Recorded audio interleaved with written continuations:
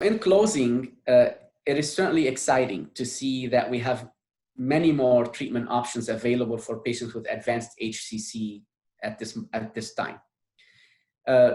It's important to note, though, because of the availability of multiple options, we have some challenges ahead of us. I had already alluded to one of them as to what would be the optimal sequence of these agents. There's going to be more and more studies needed in that regard. I do believe that many of us face the challenge of seeing patients with more advanced liver cirrhosis, such as Child-Pugh-B cirrhosis. And a lot of these agents have been studied in Child-Pugh-A setting only. So this is an area that requires more studies going forward. We have some limited data that's emerging. We have some safety data for sorafenib in Child-Pugh-B based on registry data. We also have a small cohort of 40 patients with nivolumab that was part of the Checkmate 040 trial, where nivolumab was studied as a single agent for patients with Child-Pugh-B 7 and 8. And the response rate was comparable to Child-Pugh-A, about 12% in that cohort. And the toxicity profile was comparable, slightly higher risk of AST/ALT elevation, but the therapy was relatively tolerated. As the patients who responded with Child-Pugh-B, who responded to the therapy, actually many of them converted from Child-Pugh-B to Child-Pugh-A. But this will be a continuing area of investigation.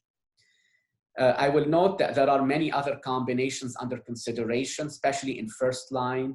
These include combinations of PD-1 with TKIs, such as pembrolizumab with lenvatinib, pembrolizumab with regorafenib. The pembrolizumab-lenvatinib combination is actually currently in a phase 3 study being compared to lenvatinib alone. The phase 1 data with this combination looks quite promising as well, with a response rate in the mid 30% range and a median PFS that's at 9 months.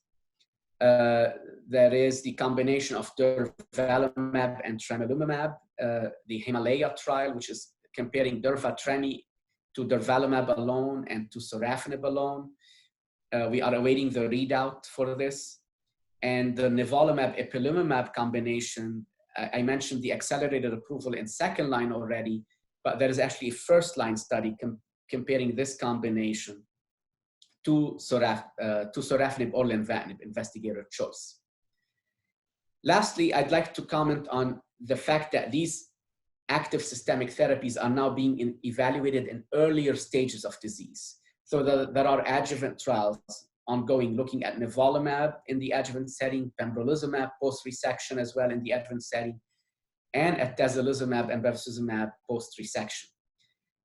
Combination studies with locoregional therapy, with liver-directed therapy, are ongoing as well. Critically important is to start thinking about what is the time to transition from liver-directed therapy to systemic therapy. Because we have more systemic therapy options available, it is important that we do not over-treat patients with TACE or with Y90 radioembolization, which could become futile at some point and liver function may deteriorate, and then we may miss the opportunity to sequence the systemic therapies. This is an area of continuing evaluation, and the criteria for shifting from liver-directed to systemic therapy are not all standardized, but there are some widely accepted ones. If the patient develops worsening liver function on liver-directed therapy, they should be switched to systemic therapy if they're still candidates.